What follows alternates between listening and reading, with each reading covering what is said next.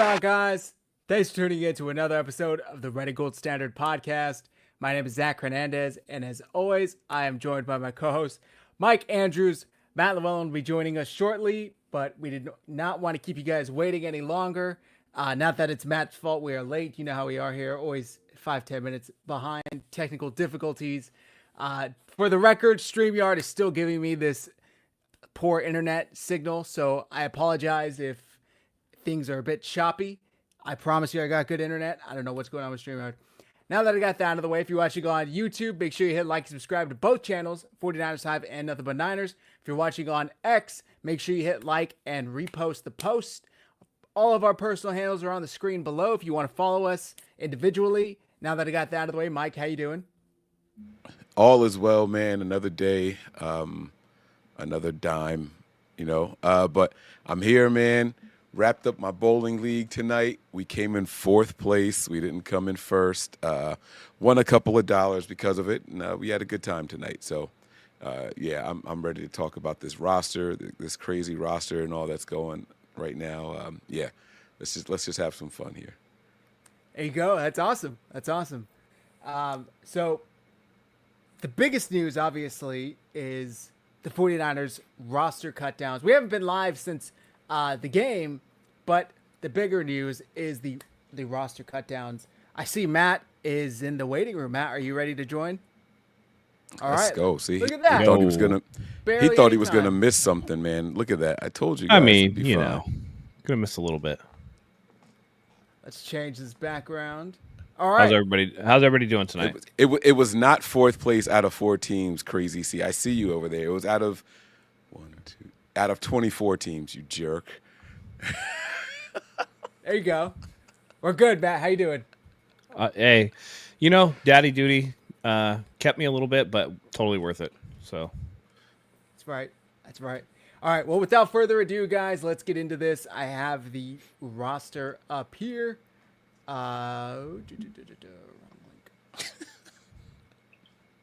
We can do position by position. And then if you guys want to stop me when there's something interesting or caught your eye.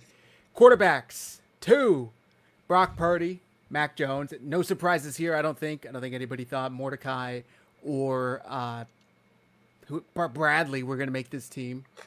nope. Running backs, Christian McCaffrey, 5 running backs. Christian McCaffrey, Isaac Guerendo, Brian Robinson Jr., Jordan James, and Kyle Juszczyk. There were actually some rumblings yesterday morning that Isaac Guerendo could be on the chopping block and Jeff Wilson Jr. could possibly take his spot. And I think a lot of that kind of stemmed from the fact that Guerendo was out there playing injured in the last preseason game, late into the game, playing special teams. He hasn't been able to stay healthy. They brought in Brian Robinson Jr. to be the number 2 back. Were there any surprises here for you guys, or any surprises with what I said about Jeff Wilson Jr. versus Guerendo? Matt, I feel like I know what you're going to say already, but... Yeah, listen, Jeff Wilson Jr. was never making this team. He was a camp body. Like, I know that he's everybody's hero because of that one play against Zero Blitz where he scored that touchdown.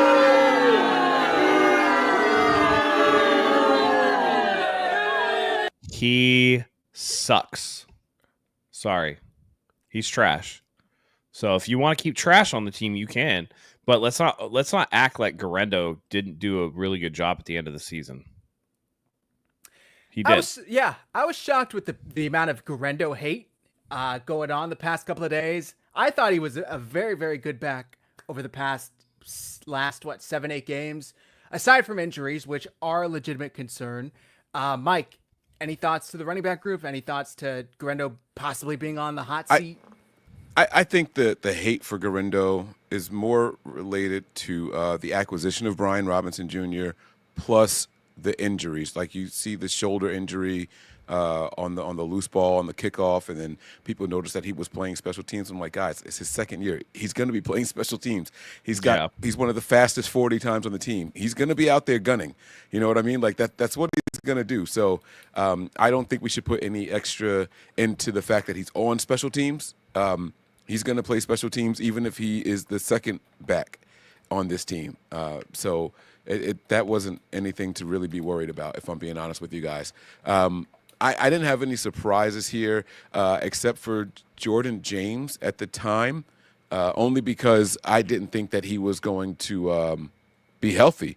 And then you see videos of him today out running around and looking pretty good. So, that broken finger didn't look like it's going to be holding him back any. And here's the crazy thing about the whole Garendo thing is that I think that people forget that the Brian Robinson trade was completed before that last preseason game.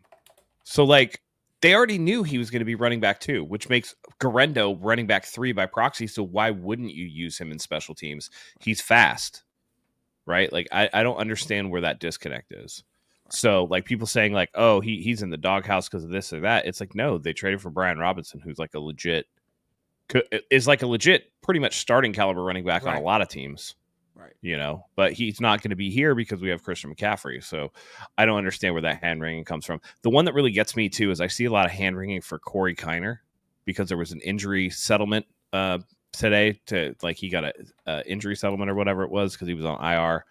That one I don't get either. It's just like, how many times have we seen this tale between Matt Breida and Raheem Mostert and, whoever else, Jeff Wilson Jr., we get some of these like trash running backs and RB5s that people want to like get up in arms about because they don't make the roster. And it's just like, those guys are a dime a dozen. You can literally find them everywhere because the 49ers seem to do it every single year. I don't know what the hand wringing is about. Was Corey Kiner like a little bit of a interesting story or like a guy that was like, oh, maybe we should see what this guy can do? I guess, but I don't think anybody should lose sleep over it. I don't think that he's going to be the next like 2,000 yard back or anything. So I think it's much ado about nothing, but I've seen a lot of the wet paper towels wiping up those tears over Corey Kiner. It's kind of weird. Yeah, it's a culmination of the history of Kyle Shanahan. I think it goes back to the Arian Foster days, like what he did with an undrafted guy, and then the backs that he had over in Washington, Alfred Morris. Alfred Morris, thank you very much. Yep. What we do with late round running backs, right? Everyone seems to think like Kyle Shanahan in this offense like is a running back whisperer because they don't spend high draft picks on running backs. And I have a secret for you guys. Most teams in the NFL don't spend high picks on running backs. You might get 2 running backs that go in the first round every year. You might get 5 in total that go in the top 2 rounds. So most running backs are 4th or later acquisitions just because of the position. And much like that, it's also for centers. It's also for guards. Everyone flips out that, oh, my God, we didn't spend a second or 3rd round pick on a center or a guard. Like, they don't get picked that high. It's just about the position that they play and how they're valued in drafts and even in trades and compensation. So we shouldn't be too surprised about any of that stuff. Once Brian Robinson, the trade went through, everyone knows that he's going to be RB2 as soon as he learns the system, right? So then you're going to keep a guy like Garendo, and they just invested in James. They clearly liked what they saw from him. And then Juice is going to make it as the fullback. So there's no surprises on this at all. Lastly, about the Kiner thing, it's just like you said, Shanahan has shown time and time again that he can pull a running back from obscurity and turn him into something. So if even Kyle Shanahan was like, yeah, I don't really want this dude, what does that kind of tell you about that guy? I don't know if he didn't want him. It was a pretty significant injury, wasn't it? He had a dislocated shoulder. Was Kiner the high ankle sprain? He was the high ankle sprain. Yeah, that'd have been 4 weeks. Oh, okay. But you just run out of room because everybody else is just better than he is. That's why I'm saying, don't let it hand wring you. Yeah. Who's the guy that got the dislocated shoulder? That was Garendo. No. That was. It was Garendo. Fumbled. Wasn't it? No, Garendo Abdullah. fumbled. Yeah, but Garendo also had the shoulder as well. Right. Garendo definitely had the shoulder because he re-injured it on that special teams play. Abdullah got put on IR with the dislocated shoulder and was going to have surgery, and then they released him. So I know both of them got hurt for back-to-back weeks. So, but before we continue, because I don't know who the player was at the presser, Kyle said that someone broke their forearm. Do you guys know who that? Jacob Robinson. Yeah. Oh, the corner. it was Jacob Robinson. Okay, I wasn't sure who he was talking about because it like kind of cut it off like right in the beginning. So okay, I'm sorry. And he's gonna miss the year. Yeah, that's a serious. That's got to be painful, man. A broken forearm. I broke my wrist. I've done it. That's not. I'm sorry. Go ahead. No, I don't think anybody was saying anything. No, I just think of like you do so much. Like I don't know what it entails. There's like two bones in the forearm, right? Isn't the forearm like split like that? Yeah, you have the radius and the ulna. Yeah. Right. And so I mean they actually kind of cross over a little bit. That's even worse because then you could shorten one of them if it's broken, like right. So they'll reduce it and it'll be fine.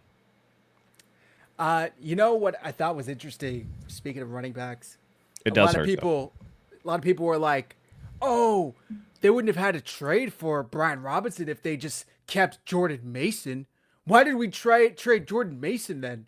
One, Mason clearly was unhappy here after the way the last season played out, and two, he wanted a pay raise, which I could be wrong. Off the top of my head, I think Minnesota gave him one. And three, he wanted a bigger share of the carries. Like, I don't think that was ever. I think the 49ers did right by him by letting him go to a good team, to a good offense. So I don't think him staying was ever really in the plans. It's almost like Jawan Jennings passed this year, you know, like the 49ers are pretty clear on what their plans are about that, to where they don't really see him in the future. So I don't know. And Mason wasn't traded. He was a free agent, right? No, he was traded. They traded him to Minnesota. Oh, I thought he was a free agent that went there. Traded him before the draft, I'm pretty sure. Okay.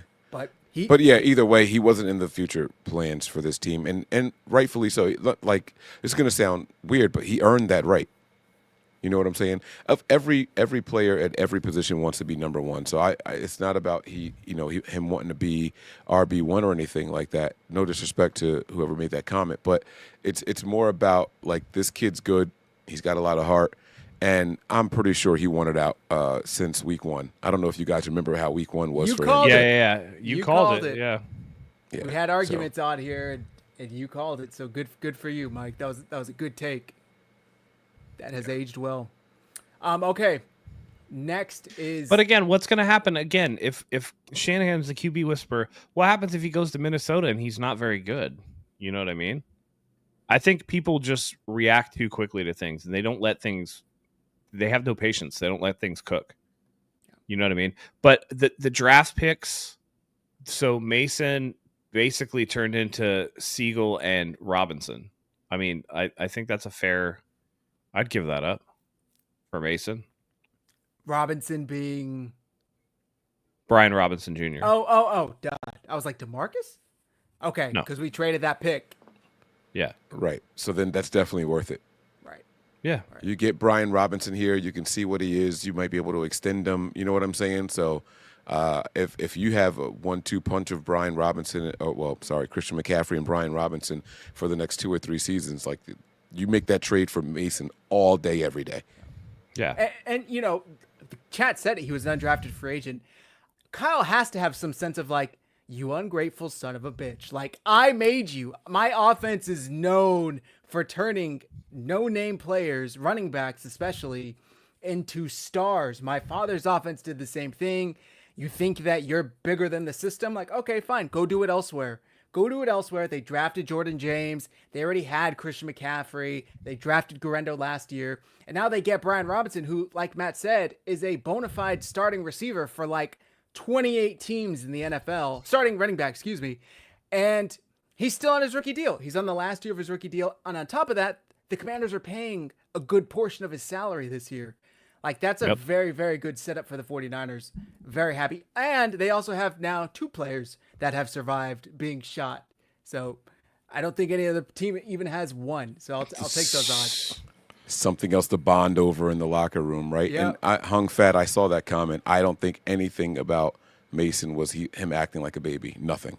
I just don't. I have no idea what you're talking about. I wouldn't say baby. There was a little bit of poutiness, maybe. When? When was he Starting pouting? in week one. Starting in week one. When he realized that he was going to be in the doghouse for That wasn't pouting. He literally got in trouble.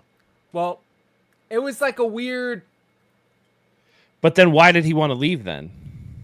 You know what I mean? Because he wanted more touches. The vibes He were off. He outperformed Garindo, and Garindo leapfrogged him on the depth chart. You can't tell me that wasn't all due to. Didn't he get hurt though? Mason got hurt. Yeah, though, he only started playing because Mason got hurt in Seattle that Thursday night. Yeah, that shoulder injury. Garindo. No, Mason. No, Mason last year got hurt. Oh, you're saying that's why Garindo got. That's why Garindo started playing, and Garindo then ended up having those couple of runs where it's like I think in that Seattle game he had like an 80-yarder, and then they were like, "Oh shit, this guy's a home run we got threat." something. Like, we gotta, yeah. Yeah. So I don't think it was the week one thing that made Mason not play so much as it was like he got injured, and it was like the same thing with Kaepernick over Alex Smith, right? It's just like, oh, we're gonna ride the hot hand or whatever. Like that's just how it goes sometimes. That's football, baby. People will still to this day be like, you can't lose your job to the injury, and it's like I beg to fucking differ. Yes, you can, dude. It's the NFL. It's the business. All the time. Happens all the time. Yeah, that's fandom talking when you think that is a thing. Okay, wide receivers, they kept 5. Juwan Jennings, Ricky Pearsall, Jordan Watkins, Sky Moore, and Jacob Cowing.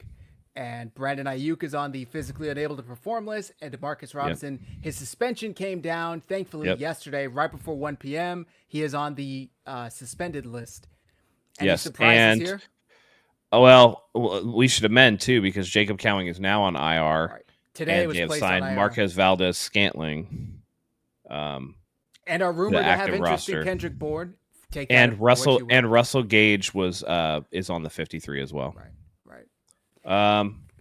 No real surprises here. This looked more like roster shuffling to me, but I gotta say for a team that we're all pretty high on, this wide receiver group is in major flux right now. They look to be a hot mess. It's just like they're just throwing shit at the wall and see what sticks. So this is the group that I'm kind of worried about. They need to here's the thing. If Juwan Jennings plays week 1, we should be good. That I probably no problem. If he doesn't play week 1, that means that he's actually injured, not just injured, right? Because he wouldn't be missing game checks. They came out today. John Lynch looked pretty annoyed when he had to talk about it, but he's like, hey, look, he requested a trade, but we're past that. We're not trading him. So he's going to have to play out and prove. So if it doesn't behoove him to sit these games out. It really doesn't. He's going to lose game checks on the biggest deal that he already has, and he's going to lose the opportunity while Brandon Ayuk and DeMarcus Robinson aren't playing to show like, oh no, like he is a guy that can carry a team, you know. You're talking about Jennings. Jennings, yes. Okay, so I did not get the chance to see the presser because of how busy I've been today. But hearing that John Lynch said that he did indeed request a trade, because it was if he doesn't get what he's looking for, he could request a trade. That was the rumor that came out. John Lynch confirming that he requested a trade tells me that his calf injury is bullshit. So now I am concerned. You're saying if he plays week 1 that we're okay. If he doesn't play week 1, I think he's actually injured though. No, because I don't think an injured player in the history of the NFL has ever requested a trade before. Like, trade me. I'm hurt. He requested in the offseason. They're saying like months ago he asked for a trade. He wasn't injured when he asked for the trade. Yes. Remember, he showed up to training camp and everything. He was practicing for like a week, and then he suddenly had. He requested a trade before that. Calf injury. But so here's my point though. This guy hasn't practiced in how long? Like seriously. A month. So if he does trot out on the field week 1, I'm concerned. When guys don't practice for this amount of time, they're not in football shape. And we could sit here and say, he showed up at camp in really good condition. Okay, if it's a calf injury, that means he hasn't been running, he hasn't been cutting. And what's it going to look like when he goes to block someone and he's got to do that resistance, right?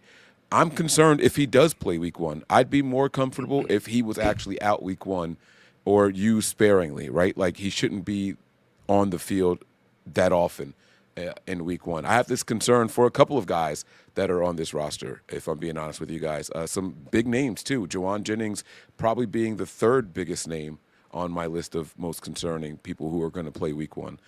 due to lack of practice and due to lack of preseason participation and all that. But yeah, I don't want to see him out there week one. That's me. I don't want to see him out there week one. I think No, it's gonna but be a you're liability. misunderstanding what I'm saying, though, Mike. You're not. So what I'm saying is, if he's out there week one, it means the calf injury was bullshit and he is in shape. I'm saying if he's not out there week one, then the calf injury is probably real because he wouldn't want to miss game checks when they've made it clear they're not trading him because he's auditioning for his free agent contract coming up. Yeah.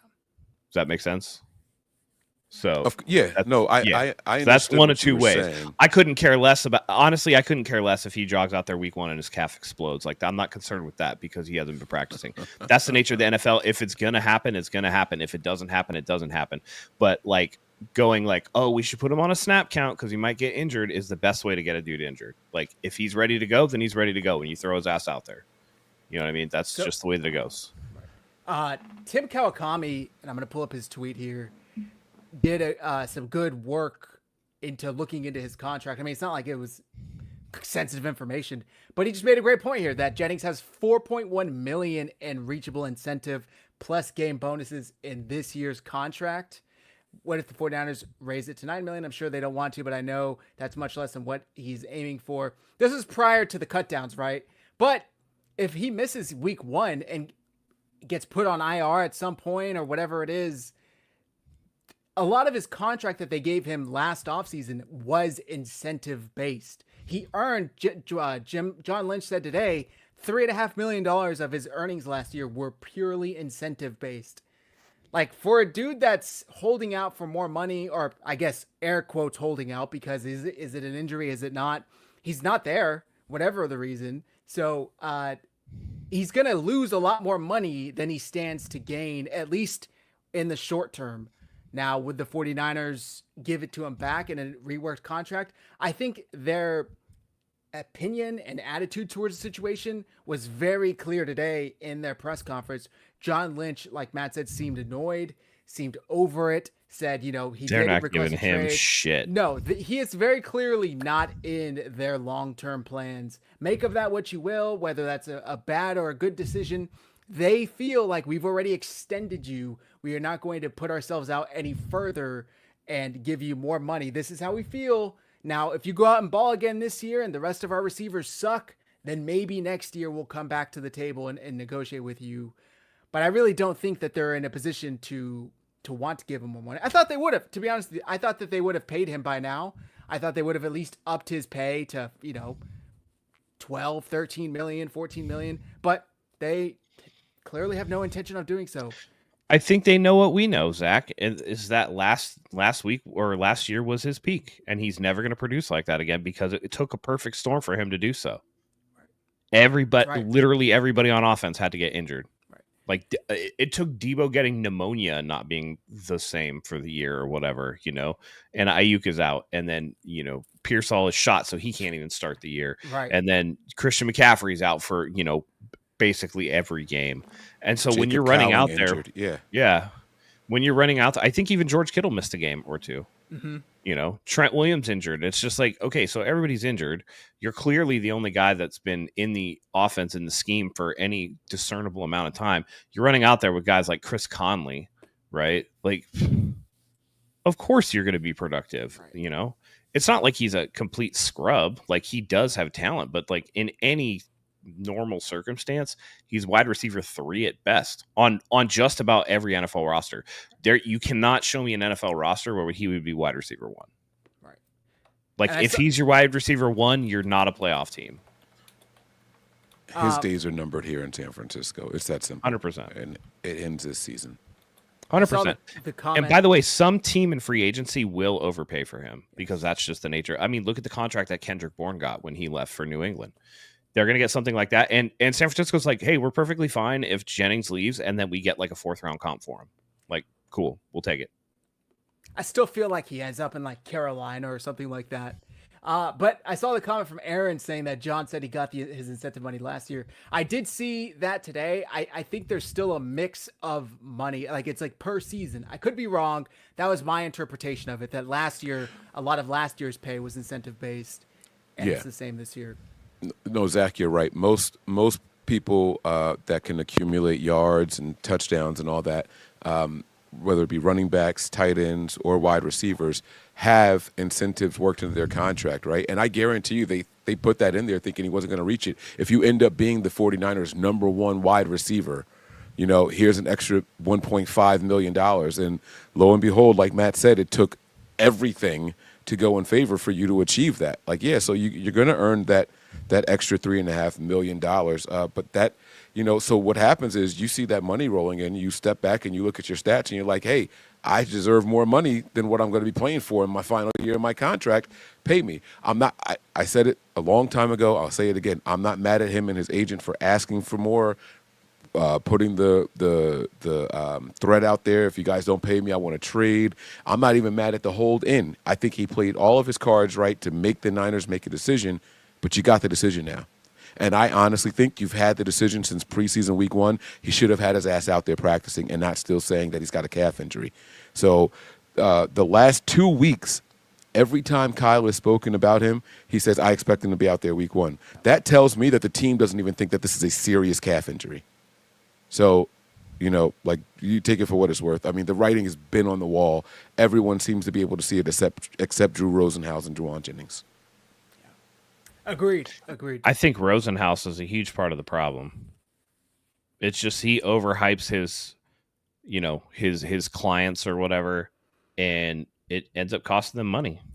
I feel like every piece of NFL fuckery he's been a part of. Like, I remember him being in the background of Terrell Owens' workout video or whatever back in the day. You just know that some agents are just, and again, it's his job, right? He should be pumping up his client. But at the same time, I think you do your client a disservice if you're not honest with them about what their actual worth is and you try to pump them up. No, you can get more. You can get more. I think in certain circumstances, and I'm not accusing Drew Rosenhaus of this, but I think that there would be agents out there that would be like, look, the 49ers will extend you to a certain degree, but if you just play out this deal and you hit free agency, someone will overpay for you because that's more money in the agent's pocket too. So do I think that there's a little bit of gamesmanship there in that regard? I do. And that's unfortunate because it's a bridge that's burning, What I would be interested to know, sorry, go ahead. Go ahead. No. Go ahead, Mike. I would be interested to know if agents get incentive from the bonuses that are earned, right? Like, what if an agent's compensation is strictly off of the base contract, right? Like, what if it's just a percentage of what that total value of that contract is, not the potential earnings, just what it is? And so now Drew is like, oh, well, what if this happens again, right? Because when I saw this list of wide receivers, I'm not going to lie to you, I was like, oh, my God, we are screwed. We are screwed. Jennings hasn't practiced in a month. Cool, Ricky Pearsall. Jordan Watkins, Sky Moore, I saw you out there in week 3 of preseason, not sold. Jacob Cowling can't light a candle without hurting himself, right? So it's like, what are we going to do, right? So if Drew Rosenhaus is looking at it the same way, saying my guy is the healthiest, he's your former number 1, give us a new contract with some guaranteed money so I can get paid and my client feels better. I'm just wondering how that works for the agents, and I don't know the answer to that. But it wouldn't surprise me if they don't receive some of that bonus money and it's only based off of the contract that those receivers sign. So Yeah. or the players. I shouldn't just say receivers, but players. Yeah. This all goes back to what I asked you guys. I feel like when we talked about this initially is, will Juwan have another season like last season with the 49ers? Both of you guys said no. So why would the 49ers pay him even more money for a depreciating asset? Something that is not going to go out there and put up 1,000 yards, put up 900 yards. I mean, there were years prior to last year where he had 12 catches. It's like, we're not talking about him as he's your bona fide number 1, no matter who's out there. That was a very specific situation and had to do with a ton of injuries. And that's what you got. And not to take anything away from Juwan, because I do think he's a good player, but I don't think the 49ers view him like that. And I think the fact that they have gone about this the way they have shows that they don't view him like that. We got Sean with a membership for 12 months to Nothing But Niners. Shout out to Sean.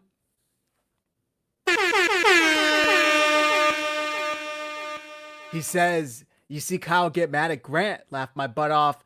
Do you think we are copying the Eagles' plan? 1 or 2 deep drafts, then compete. We are thin this year. Hi, everyone." And Matt, what up with JJ Garbage? You know who that is?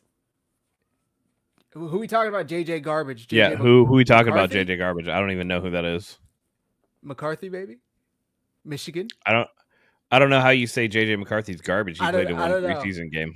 I'm just guessing here. He threw 7 passes this preseason in actual games. Like, what are we talking about here? Who is JJ Garbage, Sean?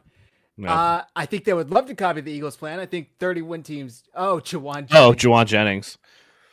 Yeah, I don't know. He wants more money, and he's not worth it.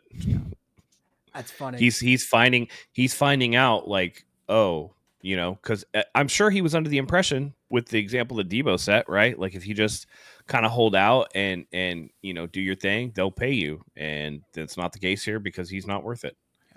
Yeah. And every single deal that the 49ers have given wide receivers, they've regretted.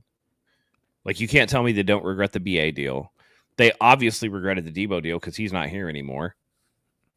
last year's Jawan Jennings deal, I feel like they're pretty happy with. But other than that, every major deal they've given, yes, I agree. I do think that they've just, the way that this has gone about, they cannot continue to reward this behavior. And they just gave him a contract 12 months ago. 12 months ago that he could not wait to sign, put on his finest suit, went down to the headquarters, signed it very happily. So I feel like they're Mike, I think we're getting complaints that the siren was way too loud.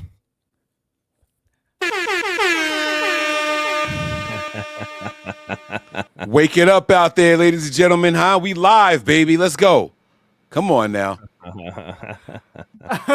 Oh, that's what Sean meant. He just choked on Tapatio soup out the nose. Oh, that's hilarious. Well, all right. Okay. And yes, like Matt said to start the segment, they did sign Marquez Valdez-Scantling, so he is now on this group. Kendrick Bourne was released from New England. The 49ers, according to Matt Mayoko, are rumored to be interested in him.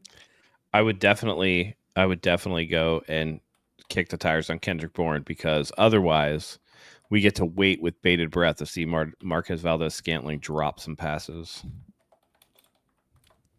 Although I shared in the chat, the last few quarterbacks, every single quarterback that he's played with has won MVP.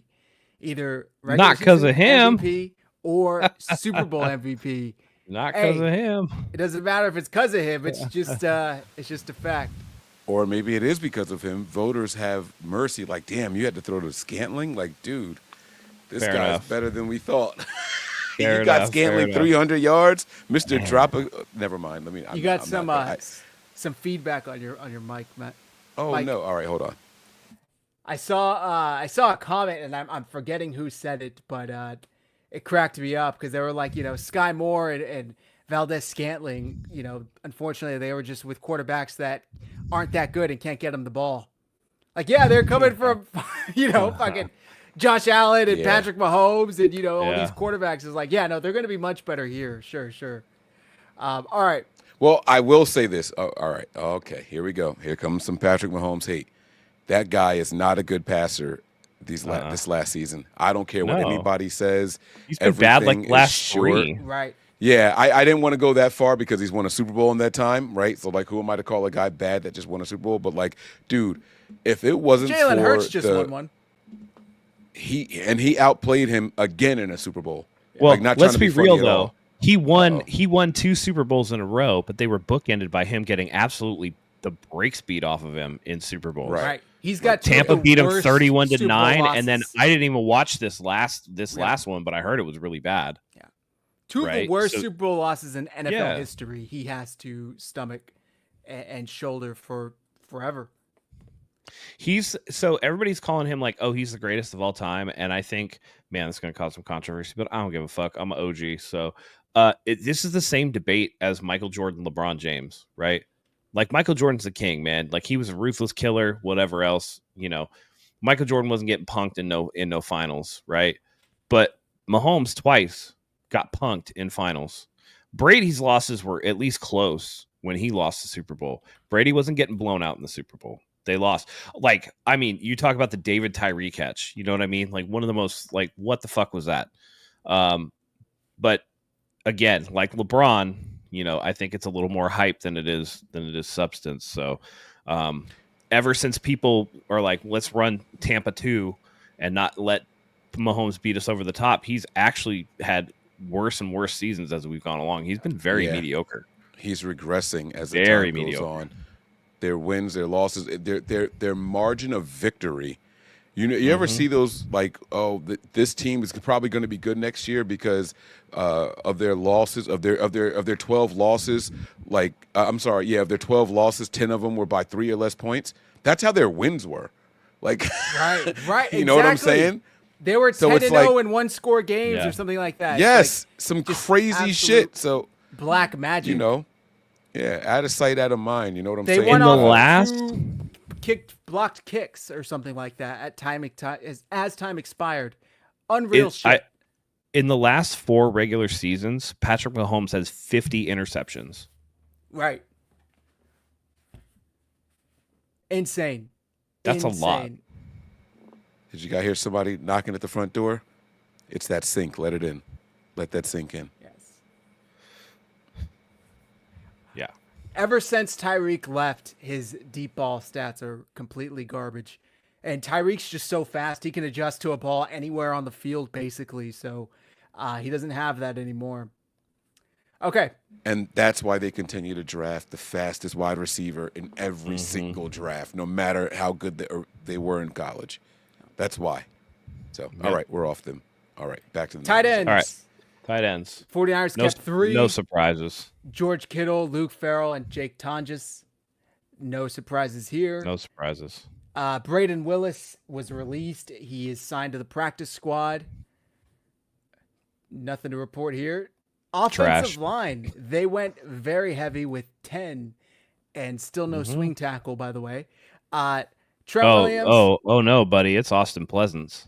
Trent Williams, Jake Brendel, Dominic Pooney, Ben Barch, Colton McKivitz.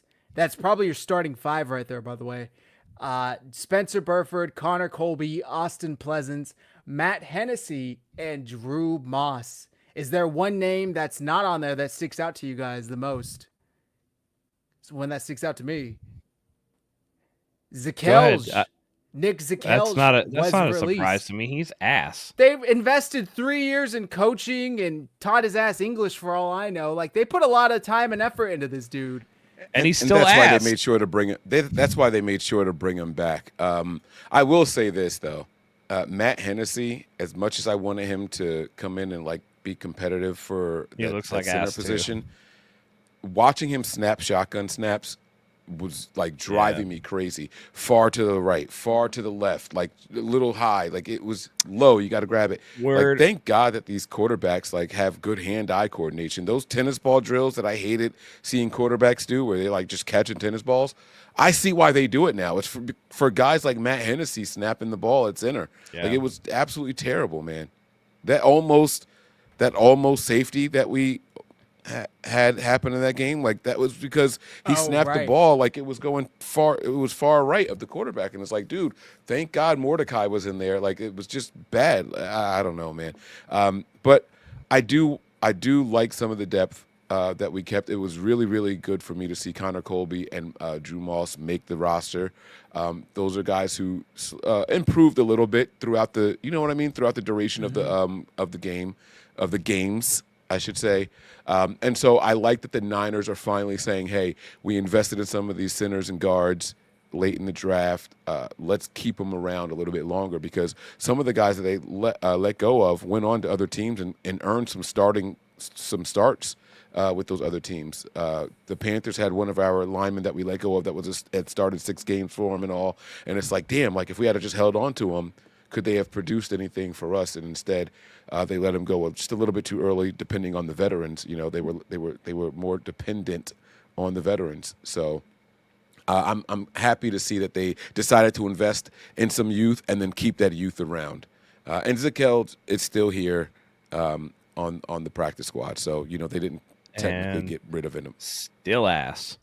I word on the street is that Drew Moss is probably going to do work at center going forward, and he could very well be a replacement in the future. So I thought he was very impressive. And by the way, listen, if you're dating Brock Lesnar's daughter, you better be like a badass motherfucker. You know what I'm saying? Right. Like, I was gonna say he's the one that's dating her, right? yeah. Carbon copy, by the way. Can I invest in their kid, Drew Moss, and Brock Lesnar's daughter's kid? I know, right? Can I buy stocks into that kid right now? That Right? kid's gonna be That's- some sort of mega athlete.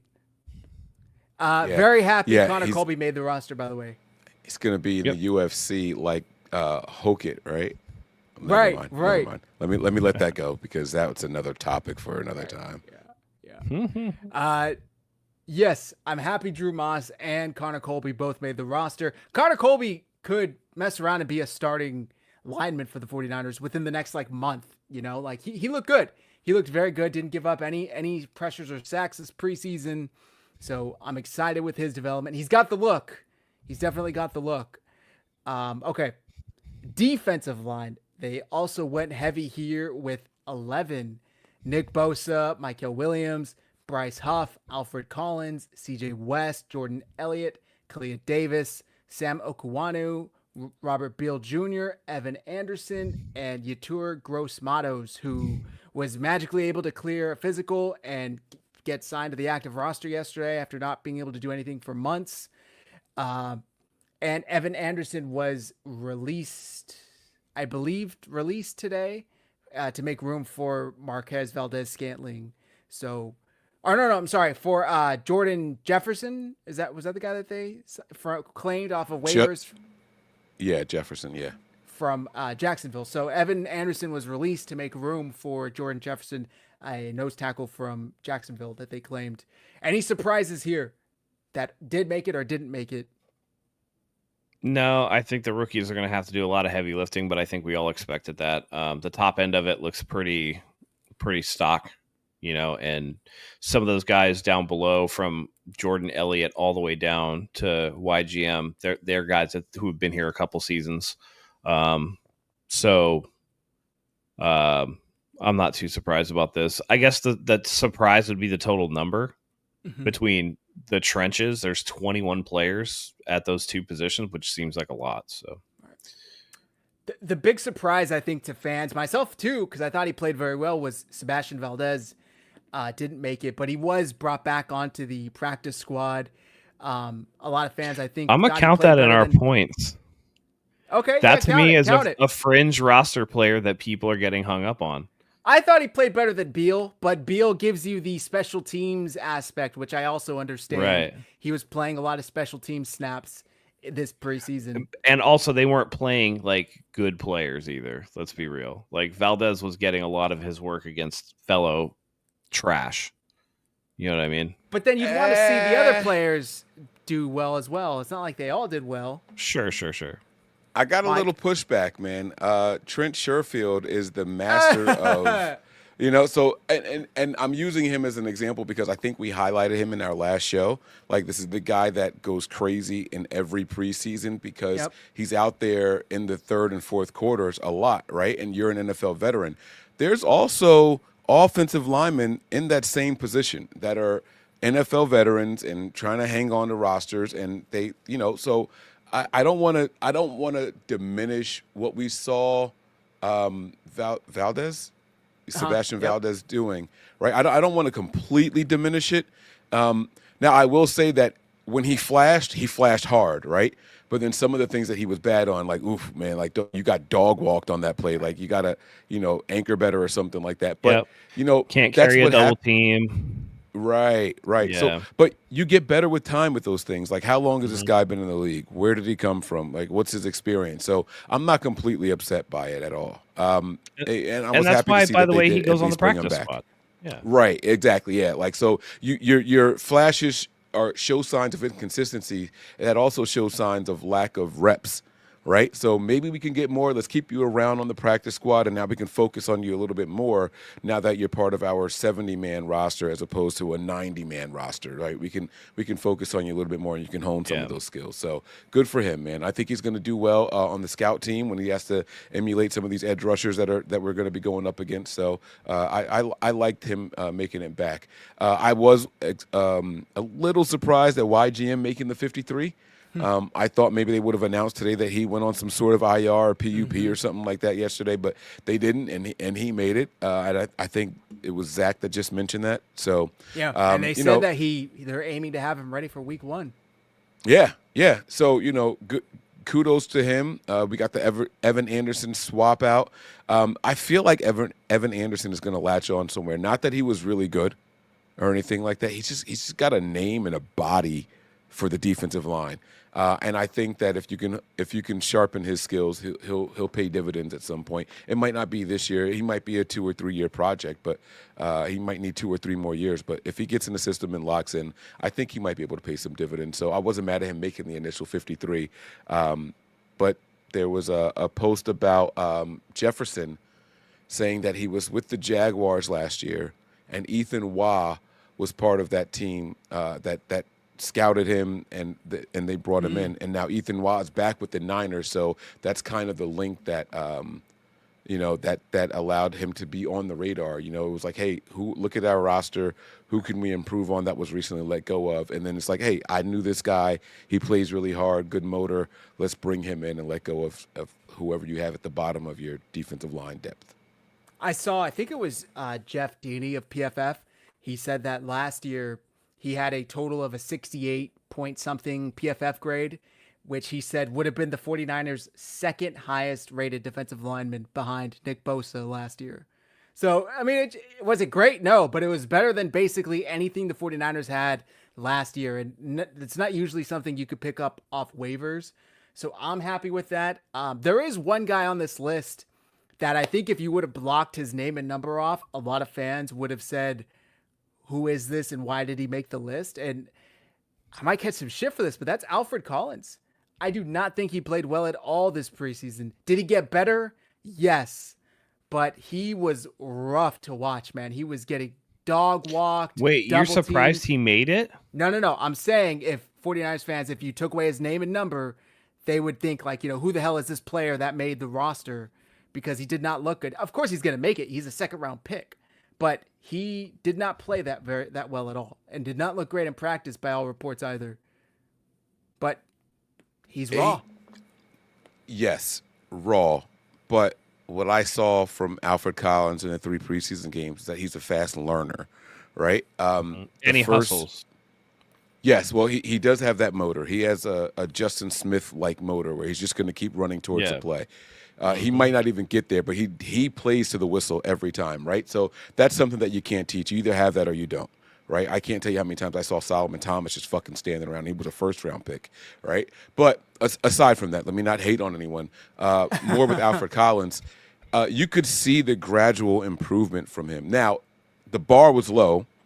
Much like Nick Martin, right? Their very first game is like, oh my God, the Niners really screwed up. And I know we haven't gotten to the linebackers yet, but much like Nick Martin, he got better game after game after game. You could even see a difference in the halves, right? The Niners were throwing them in there in the first half of every game. Then they were like, all right, let's use them also in the second half. Like, this guy has got to get better. And I got frustrated because this was someone that I was trying to hype up. Like, I think that this guy could be a really good run stopper. I think that this guy could hold his own in double teams. Boy, was I wrong. Right, and you started to see it towards the end there, and but again, same thing that I said about Valdez, even Evan Anderson, right? You see more with more consistency. This team is going to focus on him, and they're going to get the best out of him. That's one thing that I can say with some hopeful, because you guys know how I feel about Kosaric, right? But I do believe that if we can hyper-focus on him and him being drafted in the second round, he's going to be the run stopper that we need. One thing that he does really well that I like about him, especially if it's a play that they thought was going to be a run and it turns out to be a pass, he throws those big-ass arms and that hand up faster than any other defensive lineman on the entire team. Whether it's coming in his alley or not, When he realizes it's a pass play, he does this thing where he throws his shoulder into it and throws the opposite arm up, like, let me just see if I can make a difference. That can bode well in a division where you got to play Kyler Murray twice a year. And with somebody who's that damn big. Right. And He is so a big guy. So I did like seeing that from him, and that's growth already. Listen, Kyler Murray and Jimmy Garoppolo, because I still don't think Matthew Stafford's going to make it. Yep. Okay. I don't think there were any other surprises here. Kalia Davis, right, is on IR, designated to return. Am I thinking of the right guy? I think he's the one that's on IR, designated to return. And Kevin Givens is also on injured reserve, so they did not count against the 53-man roster. I think Mike's looking it up. So we'll see. Mykel Williams, by the way, did return to practice today, or this week. Upton Stout returned to practice today. Jordan James returned to practice today. A lot of good news. 49ers are getting healthy. Everybody but Juwan Jennings just about. So we'll see. Anything, Mike? Kalia Davis will not be ready for week 1. So he does have some sort of injury that he's dealing with. I'm trying to see if they put him on a list or not, but I don't see it yet. They activated YGM from PUP yesterday. I don't know. There's mixed reviews. I'm trying to find something definitive, but let me see here. No, okay. So I see what it is. The speculation is that because Jordan Jefferson is like a defensive tackle, they're saying that the speculation is that they did that because of Kalia Davis, that they think that he's still dinged up. So that's what it is. Got it. I swore that I had seen something about him being placed on IR, but all right. So he is not going to be ready for week 1 regardless. All right. Next position, linebackers. They kept 5. Fred Warner, D. Winters, Nick Martin, Luke Gifford, and Tatum Bethune. They released Chaz Surratt. They released Curtis Robinson, who landed on the practice squad. Any surprises here? Who made it or didn't make it, guys? No? No. Maybe Curtis Robinson getting cut was like a little surprising, but nothing too crazy to me. I agree. I thought he helped his case that last preseason game with the pick 6. I thought they would have kept him over a Bethune or a Gifford, but I think this is one of those positions where it just came down to there were, like, again, I said 21 players in 2 position groups. I think that made the linebacker, because I feel like they usually carry like 6 linebackers. And I think this was a group that just got shaved a little short because, they didn't have enough roster spots available. Mike? I really liked a lot of our linebacker play throughout the preseason. It was one of those things where in the first preseason game, after the first quarter and a half, I started to see a lot of like lax play from the linebackers, like that swarming to the ball, right? It was very, very evident that very first preseason game, right? Like in the first quarter, it's like, wow, Robert Sala's impact. You can see it right away. I think we even mentioned it on this show. And then it kind of like faded away. It seemed like they all heard and saw that talk, and then boom, they just turned it up a notch. And so I was pleasantly surprised with all of the linebackers. I don't think that if you swapped out one name for another that they released, any of us would be surprised. I think we would feel the same exact way. Like, I could understand why they kept some of these guys like Gifford. You know what I'm saying? And then the guys that they let go of, they ended up bringing back to the practice squad, So it kind of ended up working out in favor for us that these guys didn't get snatched up and they got a chance to come back and still be a part of this team. By the way, I think I'm wrong. I think it is Kevin Givens that's on IR, designated to return. I think he's the one player they have designated to return. Well, yeah. I mean, they say that if you scroll up a little bit. Yeah, I saw that, yeah. Yeah, but it's a speculation that that Davis is injured. But I think that's probably just lingering from last year. I don't know why people are really necessarily saying that right now. But he wasn't at practice today, for what it's worth. He didn't practice today, so there you go. take it with a grain of salt. But yeah, I think this is a solid linebacker group. Nick Martin definitely improved over the preseason. First game was rough, but it was his first game in just about a year that he had played football. So it's understandable. And by the time he was in preseason week 3 versus the Chargers, the dude is a tackling machine. I mean, he wraps up. He does not miss. If he makes contact with somebody, they're going down. And it's so impressive to see, especially after last year where it seemed like the 49ers were just bowling balls, bouncing off these players. He is great at tackling. So very happy to see that. All right, let's go to cornerback. His best attribute is probably his speed, right? And in a defense where you hear Robert Saleh constantly preaching about just going fast and right, just being fast to the ball and not thinking and just playing, Nick Martin's going to be the kind of guy that shines in this system. That speed that he has is undeniable. And so that's something that's going to pay dividends in the future. It might not be year one, but definitely by the end of the season, we're going to start to see when he comes in on certain plays and packages. Okay, that's why the Niners kept this guy around. Next year, look for him to make a significant jump. I think he's going to make a big impact on special teams. I think they're going to use him on special teams as a gunner, man, because he can get down there and just thump somebody. Right. Yeah. And he can definitely. Well, they don't really do the wedge the same way anymore, but he's going to make a difference. Yeah, he's going to make a difference for sure. Right. No, he's very fast. He's very, very fast. All right. Let's scroll on down now to cornerbacks, defensive backs. They kept 6. Diamador Lenore, Saran Neal, Renardo Green, Upton Stout, Darrell Luter Jr., and Chase Lucas, the former 7th-round pick by the Lions. Preseason standout, made the roster. Any surprises here, guys? Neal over Flowers to me was a little bit of a surprise. I thought Dallas Flowers played pretty well in the preseason, well enough that I thought he would have, had a roster spot, but apparently not. Yeah. I know Neal has a special teams application. It's much like who are we talking about earlier? Man, I'm losing it now. Correndo, maybe? Someone that maybe, yeah. Whoever it was that has special teams experience that could be used. But I think that's why you keep someone like Saran Neal. Yeah. Flowers, I thought, played well enough to stay. Jacob Robinson, like we said earlier, is on IR along with Trey Brown. Shout out to Chase Lucas for making it. I'm trying to think. I feel like there was one other player that I thought played well enough. Mahoney. I thought Mahoney played well enough.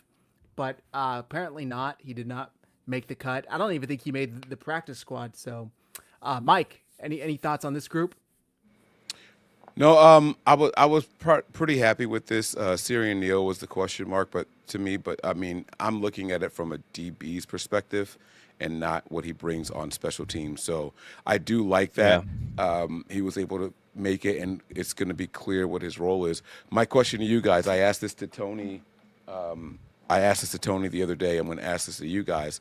Last year when the Niners announced their 53-man roster, I don't know if you remember this, but there was Diamador Lenore listed as a DB, and then he was the only one, and everybody else was listed as a cornerback. This year they seem to combine the two positions. What do you think that means? Because we were speculating as to what it meant last year when they did it. Why just list him as a DB? Because technically they're all DBs, but why list him separate? And now this year they made no mistakes about just putting them all together. Or is it because we pointed it out and that's why they said, screw it, just put them all. I wonder if it's because last year Lenore was more of the nickel guy. I don't know if being a nickel has anything to do with it, like the nickel back. Right. I don't know. That's the only thing I could really think of, because now you have multiple people between Lenore who can play nickel, Renardo Green can play nickel, Upton Stout, obviously they brought in to play nickel. So maybe you just get more versatility there by combining them. Or it could have just been a clerical error. Who knows why they do these things? Well, it was on the graphic. I remember the graphic itself. He was on his own page as the DB. official one. And Yeah. then they had I still call me conspiracy theorists. I still think it was due to a contract. Like they hadn't extended him yet. They were still negotiating, and it's like, well, nickel quarters get paid a little less than outside quarters, so let's not call him our top cornerback. He's a defensive back. That's smart because he did not get top corner money, so that could have very well been what it was. That's just my 2 cents. That's fucked up. I like it though. Go Niners, right? But that's fucked Right. up.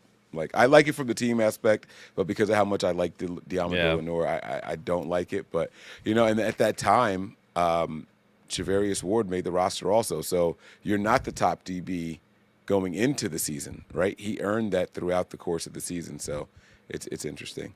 But yeah, very, very happy to see. I see the name up there. Very happy to see Chase Lucas make it. That guy is a liability. He balled out, man. Oh wait, hold on now. Yes, he did. He balled out. If the play is in front of him, he is fantastic. Oh yeah, if he has to turn around, he's in trouble. Yeah, man. Like, oh God, between him and the next group that we're going to discuss, I don't want any of these dudes covering deep. Any of them. None of them. Not a single one of them. It's 5 people I don't want to see having to chase somebody and pursue. So, oh man, it's gonna be scary, but we'll get there when we get there. If it makes you feel better, I don't even want to see Jair Brown with somebody in front of him. I mean, listen, it doesn't make me feel any better. Jair Brown is on my arrow down list, and you guys know how hard that is for me to say for a guy not only from Jersey but from the city that I was raised in Trenton. So it definitely hurts to say that, but I'm gonna call it like I see it, man. I got to be brutally honest. I'm still gonna support him though. He's the best safety on the team. I'll say that because he's from Trenton, but I just don't like this group at all, man. We need some help here. Yeah. So the safeties that made it, they kept 4. Jason Pinnock, who we haven't seen all preseason, by the way, newly acquired safety from New York, the Giants. Marquise Siegel, the rookie. Jair Brown and Richie Grant, the other free agent acquisition from the Falcons. Malik Mustafa begins the year on IR, physically unable to perform as he's recovering from that knee injury, the surgery he had in the early preseason. He still seems to think he'll be ready the first month of the year. 49ers have been a little more conservative and said, week 6 to 10, that's when we're going to start thinking about that. He can't come back until week 5 anyway. True. And I have a feeling that him and Ayuk will be more likely week 6. Mm-hmm. Since the week 5 game is the Thursday night game at LA, and you're talking about short week on artificial turf. Whereas the next week, you do have to travel. You're on the road at Tampa Bay, but it's a natural grass stadium, probably a little warmer weather. Those injuries won't ache and creak so much when you first getting out there trying to loosen them up. I think that's a better environment for them. Plus another 10 days to prep. A 10-day, yep. Yeah, so you activate them after the Rams game, and then they have 10 days to get up to speed rather than the normal 6 or whatever it is for the the training or whatever. By the way, I am dreading the 49ers having to go to MetLife this year. Seems like every year we go, I'm not even going to say it, but you guys know what I'm implying here. So every year we go, Mike Andrews has not been there when the bad stuff is happening. I will be in the building. I will bring rabbit's foot. I will sew together a 4-leaf clover. I thought that they were a real thing, and it turns out that they're not. Wait, yes, I thought that they. No, 4-leaf clovers aren't real. They don't exist. It's not a thing. I feel like I've found 4-leaf clovers as a kid. Nah, I think you probably found like poison sumac or something and thought it was a 4-leaf clover. I'm 99. I am 99% sure there is no such thing as a 4-leaf clover. There are, Mike. 4-leaf clovers are real. Yes. No way. Are you serious? This must be a Jersey thing. Wait, Mike, do you think birds aren't real too? Is that what we're doing right now? Oh, here we go. No, I don't think birds are drones. I did not know that. See, look, it says fake right there. What are you talking? It's like the first picture. Read, bro. Read. Oh, I couldn't see I got a camera in front, so I got to like lean around the camera. They are rare real. Genetic mutations of common 3-leaf white clover. Oh, okay. Next, you're not a say, distinct species, but it's real. You're gonna say leprechauns aren't real. That's why, but that's why they're considered lucky. That's why they're considered lucky, because they're rare. If you find one, you Got have you. luck. Well, I will have sage, 4-leaf clovers, rabbit foots. Sorry, There you go. Peter. I will have anything that you. I will bring a unicorn horn to this game at MetLife Stadium, and we are going to be just fine. Ironically enough, if there's one population of animals that PETA doesn't give a fuck about, it's ground-dwelling like rodents. They're like, don't eat cows, eat plants, and it's like, okay, but your agriculture like kills off squirrels and rabbits and rodents and whatever, and they're like, we don't give a fuck. I mean, to be fair, PETA's like a genuinely evil corporation. They don't give a fuck Oh, about yeah, any of these 100%. animals. 100%. They turn a blind eye to beagles getting all these 100%. lab tested on. Listen, the way I look at it, we're doing cows a favor and chickens a favor, because if it wasn't for human beings, these animals would no longer exist anymore. They are amongst the dumbest fucking animals on the face of the planet. I often wonder. And by the way, I feel bad because pigs are smart, but also it's their fault for being so fucking delicious. So, I mean, Well, but see, like we kept pigs from their real form in boars, right? Because like I don't think we could handle farms of boars, right? My question though is, and wow, we're about to get off topic here, but like, are chickens genetically mutated, or is that real? And the reason I ask that is because I don't get how they could survive in nature. They can't fly, like, and they're delicious. Like honestly, if they I feel like chickens are a science experiment from like I don't know.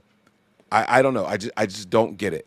4 or 5 centuries ago, I think that they found a bird, they bred them, they crossbred them somehow, and said, "Oh, we got dinner for the next 1,000 years." They are human created. Wait, aren't they? I thought they were like a relative of the T-Rex or something like that. They're a subspecies of the wild red jungle fowl, and they were selectively bred over thousands of years for trade. It's kind of like dogs. Right. So we bred them for this purpose. But that's the same thing with cows. We did the same thing with cows. Right. We probably got them from like what's the really, really big like bison shit like that, right? Like it's all that. But they exist for our sustenance. Let's be real. Yes. Because again, like you said, they're flightless birds and they're fucking stupid. I will say chickens are really fast though. Have you ever tried to catch a chicken and it doesn't? I saw Rocky, and I've run from chickens before. I thought I grew up. Well, my family was from the South. And so every time we went to like a reunion or something like that, my great grandmother had chickens running around all the time, and I thought they were the meanest freaking birds I've ever seen in my life. So, yeah, I did not like it. I don't like chickens. They are faster than what you want them to be. You guys seeing this? It's the change of direction. Yeah, I see your T-Rex thing here. So you guys go have a T-Rex. Anyway, what is PETA it called? sucks. Yeah.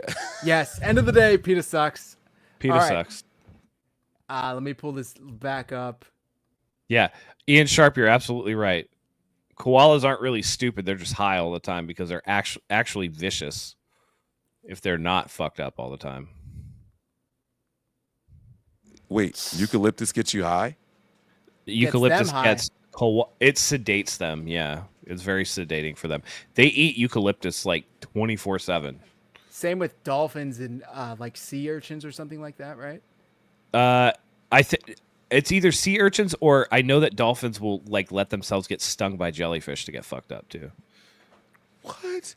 Yeah. Dolphins are so strange, man. Like dolphins are super smart, man. Yeah. Yep. They're like the only animal that commits suicide. They do the suicide thing. Yeah. They have sex for fun. It's them and one other type of monkey, and then humans. Like those are the only 3 known. Oh, to, like, bonobos. Yeah, they're like boner bros. That, like just. Okay, I'm going. Clip that. Clip that. Somebody clip that, please. Come on, how on brand is that? At 1 hour, 9 minutes, and 48 seconds. You're telling me that's the name of the monkey that has the only monkey that has Bonobo, bonobo, not. I heard what you said. Jesus Christ! I heard what you said, Matt.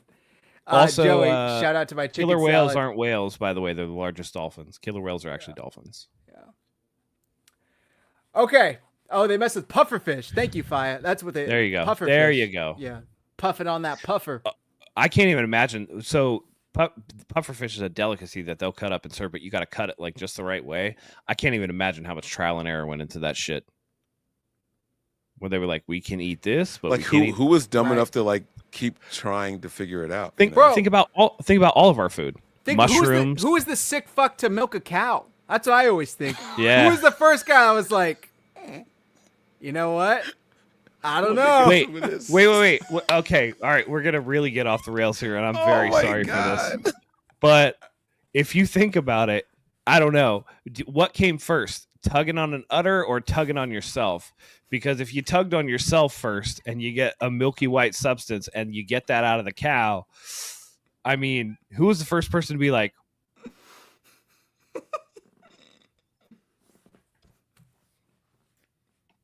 I'm fucking shocked that we made it this far in our evolution. we're speaking about cows and chickens, people are fucking stupid too.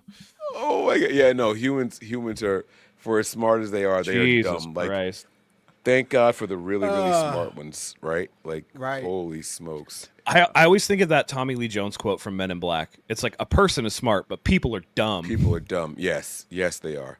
They are. Yeah. Is that where that quote came from? Because I really subscribe to that. Like, herd mentality I do too. is just fucking idiotic, man. But you get one person in the room, you can reason with them for sure. So just go to a Rams game. Complete idiot. Yeah. Oh my God. I'm going to one this year, guys. Oh, there you go. I know. I'm sorry. I wanted to be there with you so bad. Oh, it's all good. But the bull came first, I think. The bull or the pull? Are you sure? All right. Back on track here. Yeah. We went through the safeties. And by the way, am I out of line for saying that Jair Brown was like total trade bait over the last month? He's trash, dude. And they couldn't get what they wanted or really anything for him, so they're just like, well, fuck. I don't think anybody wants him. I think everybody sees what we see, that he's like a total liability in coverage. Oh, I did miss Sanch Super Trap. From 3rd and Juwan to 4th and God, my grandma runs faster with no legs, and she is dead. He is lucky to be on the team. That guy ain't beating a turtle. Damn. All right. Thank you, Sean. Yeah. Sorry for missing that. Yeah, I don't know, man. I really do think the 49ers were shopping Jair Brown. He was playing late into this last preseason game. And I guess the argument is, well, he's the third safety when you got Pinnock and Siegel. I'm very happy. It appears they've hit on Marquise Siegel. He looks like a stud. No, Mike? Why not? They all have the same problem. They don't know how to take the right depth. They don't communicate fast enough. Like, none of them are like I don't know if the Niners, if it's a coaching thing, because they say that the safeties are interchangeable, but they have to teach these guys to be free safeties. How many times do you see them turning and running to a deep route? Your job is to be the deepest guy on the field at all times. Like, just, you don't know which way the ball is going to go, fine, but don't let somebody be deeper than you, and they do it all the time. This interchangeable free safety shit, strong safety thing has got to stop. Siegel is the same way. Limited sample size, albeit, right? But this guy, just none of these guys, not a single. Now, I can't speak for Pinnock. I haven't seen. What I will say, at least with Siegel, he's athletic. He's fucking fast. He ran a 4.37. He's got the recovery speed, right? Yes. So there is something there that you could work with that they haven't had, because again, Jair Brown's slow. Thing about Talanoa, they should turn him super slow. You know what I mean? Yes. Like, if you make him a center fielder, but I don't think that's the defense that they run, though. I think they run a lot of that too high shell, and then they just rotate the safeties. The issue is that the high isn't high enough. Like, but what I'm saying is they disguise their coverage as a too high shell. They have one safety drop and then the other one drops back, but then it's just But depending towards the strong side of the field is probably who they dictate who is going to drop forward and who's going to drop back. Where other defenses, they won't align like that, and it's just like, no, this guy always goes high. This guy's always going to come underneath if you're going to do like a cover 3. But I don't know. It'd be interesting to see. I wouldn't be mad if they tried to turn one of these guys into like an emergency linebacker.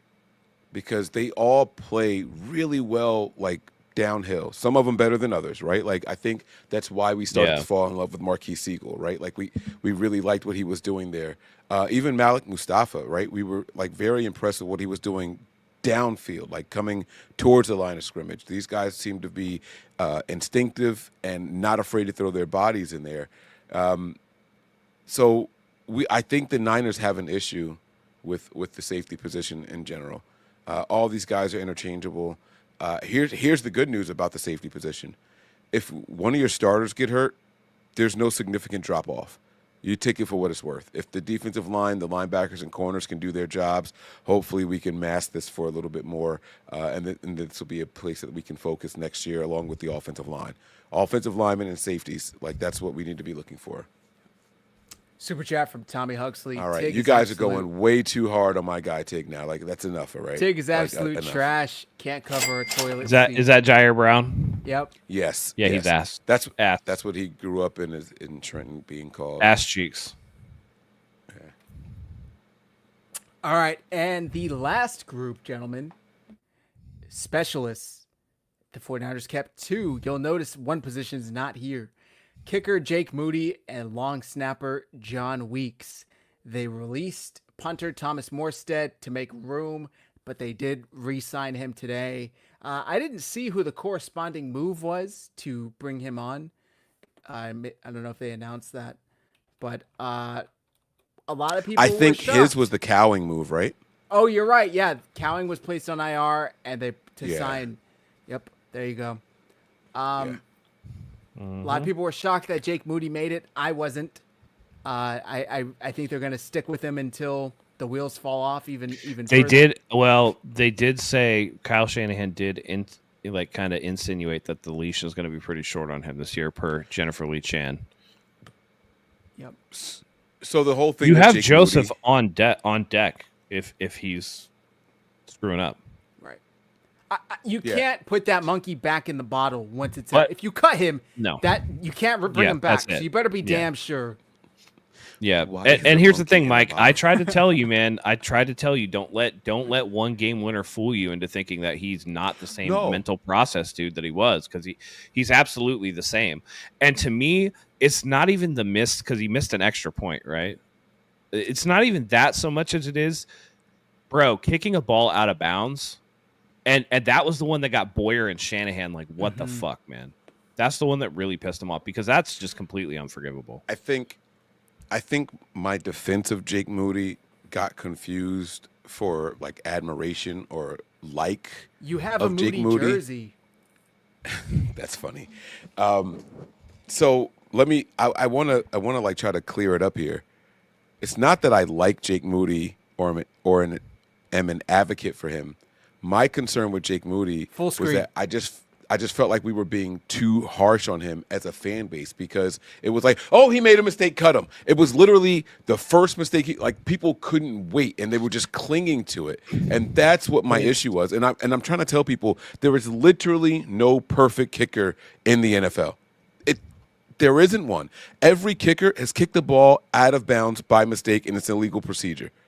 Every single one of them. Every kicker has missed a field goal. And that's all my point was. Now, with all that being said, the reason Jake Moody made this roster is because the Niners had to make cutdowns at the same time as the other 31 teams in the NFL, and they didn't know for sure that a better option was going to become available. Now that they know who's out there, this guy's leash is even shorter than what it was during the preseason.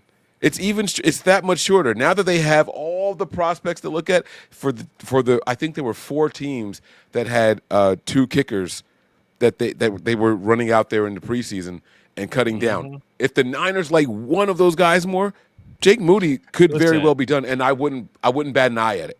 I'm not a Jake Moody fan. I just think that Niner fans have this unreal expectation of what a kicker is supposed to be, and I don't know where they get it from, because none of your favorite Niner kickers were 100%. Not Moody. Not Moody, not Nedney, not Robbie Gold. None of those guys were 100%. They didn't exist here.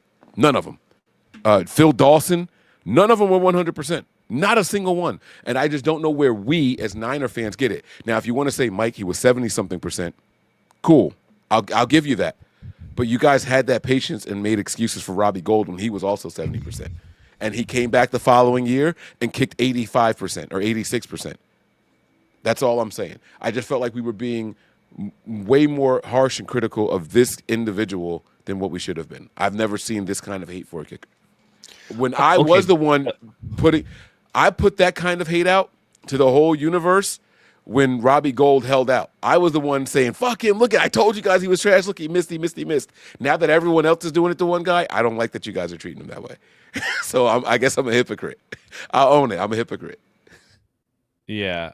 I would say in Robbie Gould's case as well, he had season upon season upon season upon season upon season of being like 89%, 90%. Famously in the 2016 season with the New York Giants, he was perfect for the season. His first 2 years with us, he was over 95%. So I think that's where you get some of that that good mojo going for you and a little bit more slack when you're struggling. Moody and it seems like he does it in the worst spots, the kick against Cleveland, the kick against Minnesota, it's like back-to-back, like game tying or game winning kicks you're missing. It seems I can see from his mental approach, which is weird because he wasn't like this in college, but like the mental approach where he gets in his own head really easily. And again, as a kicker, you can't have that. You can't have that as a kicker. It's the one area where you have to be literally like, and he said it, but I don't believe that he believes it, where it's like, I missed a kick, that kick is gone, let's go get the next one. And he's definitely not like that. He definitely dwells. I kind of beg to differ. Now I know you can go to that Tampa Bay game that the Niners, and we were blowing them out and he was missing kicks. So cool, right? Like not cool, because what if they ended up coming back winning and what blah, blah, blah, blah, blah, right? Or that Lions game where he missed a total of 7 points, and that's what we ended up losing by, like 2 field goals and the extra point, and we ended up losing by 7, right? I get that also. But he missed a kick in the Super Bowl, but then went out to make a career long in the Super Bowl. Like, right. Well, I said missed, but yeah, it didn't go through, right? But it's like we don't give him the credit for making a career long in a Super Bowl and giving us a lead in overtime and all that. Like, I'm not gonna it's. But that's your job. You shouldn't get kudos for doing your job. Like, he did what he was supposed to do. You want me to fucking, like, glaze him up because he did what he was supposed to do? No, I'm not going to do that. It's by the way, none of these kicker's job. Right. And part of your job is to be mentally all there. But I can see it, and not necessarily on the blocks, because the blocks are the blocks, and you can't really do anything about those. I think everybody understands. It's like, all right, yeah, like... Yeah. But watch him kick. He'll shank one to one side and then overcorrect and almost shank it the other side. Yeah. But at least he's making the adjustment in game, right? I don't know. I don't want to defend him. I don't want to defend him. So fuck him. But what I want to see is for the most part, you'll see kickers when they hit their kicks, it's like dead center straight down the middle. Very rarely do Moody's kicks ever hit. You don't ever see that. Yeah. Never. It's always towards one side of the upright or the other. And that tells me that his overall accuracy, his spray chart, if you will, is a little bit wider. He needs to zero in on. It's like, Mike, you shoot guns, right? It's like when you're not zeroed. You know what I mean? Like your grouping is just all fucked up. Yeah. His grouping's all fucked up. So, and he never zeroes his leg to where he's like, no, I'm consistent. I'm this, I'm that. Even the shorter delivery, I see, like, when you almost shank a 26-yarder, that's fucking bad, man. That's bad.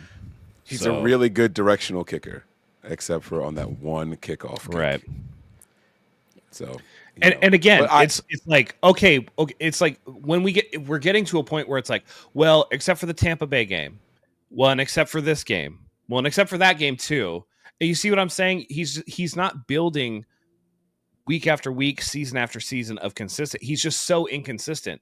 And if you have a team that you think is going to get to the playoffs, you can't have inconsistency. I mean, again, the Niners were dead last in special teams last year. They were like negative 53 points or whatever.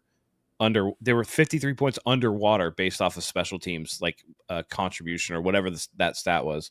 And it's like, it was by far the worst number in the league. And Jake Moody was a big part of that. And so when you see like, oh, he's made this approach, and I was willing to give him the benefit of the doubt, right? He's going from 3-step to 2-step. Maybe that'll do something. But I watch him do it, and I'm like, nah, that's the same Jake Moody. Yeah. And I'm out. And I'm a Michigan fan. Like I tried to, there came a point too with Ronnie Bell where I was like, no, you're done, dude. You suck. And that's just the way that it is. Yep. He's here because he was a 3rd-round pick. That's why he's here. Because sure. Like Zach said, if you release him, you can't bring him back. So you have to be absolutely sure that you're ready to not only release him, but take the heat going like, hey man, like that, come on. You could have picked, who could you have picked rather than Jake Moody? Because we all do it, right? Like, oh, we could have had this guy. We could have had that guy. Oh, this guy was drafted right around the same time they drafted this guy. That's how it always goes. So they have to be ready to take that heat for another failed pick. To go back to the specialists, and only 2 of them making it, and Morstead being cut, I thought it would have been hilarious if someone tried to sign Morstead for more money than whatever his agreement was with the 49ers. I don't know how valuable punters are in the NFL, but my issue is that watching him in that last preseason game, I was like, this guy's replaceable too. I think the Niners let him go kind of by design. Like maybe I'm wrong, but were you guys impressed with his punts? Because I damn sure wasn't. I know that he wasn't great, but how many punters in the NFL are elite? How many punters are weapons? Almost none. 3. Exactly. So as long as you don't fuck it up. Where is Matt Ariza? Is he back on the roster? Kansas City. Kansas City. Shit, that's they signed right. Him last that's year. right. Because we had a punt from our own end zone area, and this thing barely made it across the 50. Like that's not good enough for me. I'm sorry, it's not. Like I think that we're used to seeing those go to the 20 or 30 at least, right? Like this guy just wasn't doing it, man. So wait, I don't know. What happened? He's punting the ball from our end zone and gets it to the 50. Yeah, I'm not impressed with that. Right. That's about right. Punt? No, you're thinking from the goal line to the 50 as 50 yards, right? But that's not how it works. It goes from where they snap the ball. So every punter has a minus amount in their number, right? So a 50-yard punt, the ball actually traveled like 62 or 68 yards or whatever the equation is because of how far back they snap it. He wasn't doing that. He wasn't doing that at all. Like his punts weren't good. But I think the Niners didn't mind cutting him because, if someone scoops him up, we'll just get another punter off the street. I really think that they didn't care. I think they only punted like 5 times the whole preseason. Well, then there were 5 trash punts. It's really hard for me to say. He's been in the league a long time. I think they could do a lot worse. Could they do better? Probably. But I think it's a position Kyle wants to think even less about than he already has. So he's like, you know what? We got rid of Mitch. Get in here. As long as you don't fuck it up, I'm fine. Yeah, but if Kyle sincerely... Go ahead. He's the best of what's available. You know what I mean? Possibly, yeah. He was like right at league average last year for like net yards per punt or whatever. He was like 47 net yards per punt. But if we want to drastically improve special teams, which is what our goal was going into this offseason, the hiring of the new coach and the firing of the old one and bringing in all these specialists and all that stuff, I think we should be striving for a little bit more than league average here, right? Like, when you consider that Mitch Wishnowsky was 30th in the league. Thank you. I was going to say I'd argue Mitch was a lot worse than average. Was over 2.5 yards worse per punt. I'm not arguing that. I'm just saying, but that is an improvement, better. And you got to think about what's available. What was the difference between Mitch Wishnowsky and Morstead last year? Over 2.5 yards. Stop it, guys. Plus, this is a that punter matters, that's worked Mike. with Brant That Boyer. matters, though. This is a punter that has familiarity with Brant Boyer. What I was going to say was, if Kyle sincerely wanted to wash his hands of it, just say, "Hey, Brant, if there's someone else you think we should get, then let's go get him." Now, maybe this is Brant's guy, and that's why he stuck with him because he knows what he's going to get from him, kick in and kick out. so then fine, so be it. But I still feel like that the Niners can do better. I don't want the Niners drafting a punter. I don't want them drafting another kicker, but it looks like we're going to be there. But you either go with an unproven rookie punter, right, who you have no idea, what he's going to bring to the table, and you have no idea whether or not it's going to translate, right? Everybody called Matt Arise the punt god or whatever. He was only 11th. He was barely above Morstead. He was less than a yard. 11th. He was less than Morstead was 16th in net average. That's 5 spots. It was less than a yard difference. So if you're saying it don't matter 2.5 yards, then it certainly doesn't matter less than a yard. Okay, but I'm not. I'm just saying, you either take a chance on a rookie that you have no idea who it is, or you go with best player available. And it seems to me that Morstead was the best player available, and they took who was there. The best veteran available. Yes, I'll go with you on that. Yeah, for sure. Yeah, I'll give. So you that. Again, you're picking from like fucking scraps. Like it's not like there's like super sick. There's like 5 really good punters in the NFL, and everybody else it trends towards league average. Falls off really quick. Yep. I'm happy with him. I think that, and Aaron had a comment here as well that he had a punt versus the Chargers that came down, in a special angle that contributed to the fumble. So I think he's savvy enough to know. I don't know about that. That looked like just a dumbass return, man. Like this was late in the game. Like let's be honest. I've seen punters talk about how you can kick it a certain way and it lands all fucked up. By the way, we've heard about the knuckleball punts or whatever they call it and all that shit. Yeah, by the way, I've heard of Morstead last season was tied with the 3rd longest punt of 75 yards. He has 75-yard punt last year, so it's in him. You just we'll see.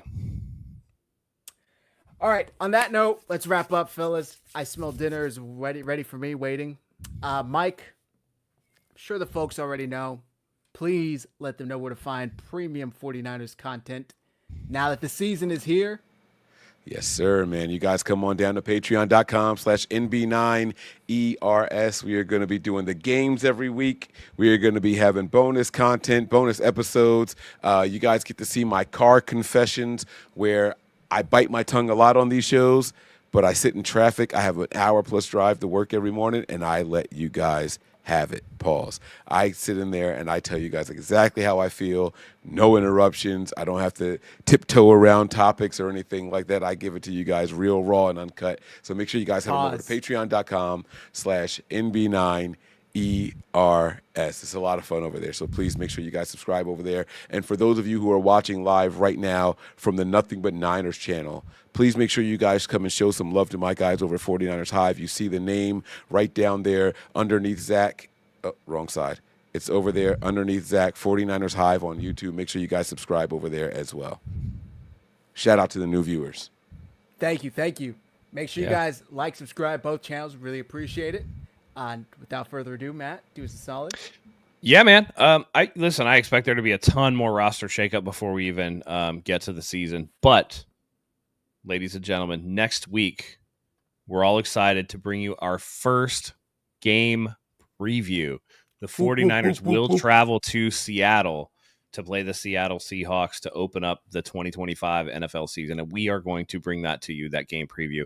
We're going to go, back to our roots, offensive, defensive players, final score predictions, all that good stuff. So please join us here. We will also have the review of what I expect to be completely horrendous rivalries jerseys, which are being released tomorrow. That's right. So don't set your alarms. You will be disappointed. I have a feeling they're going to be top 3 worst in the league, but that's just me. I hope I'm proven wrong, until otherwise. Did you see the leaked Dolphins ones? No. Yeah. You saw them? Oh, I did. What did you like them? Because I didn't think they were terrible. I didn't think they were terrible. I didn't like them too much, and I was like, Niners, please. I've seen the leaked Cardinals ones. They're trash. They're like sand. God. They're like a sand color. It's awful. Oh man, I'm so afraid of these.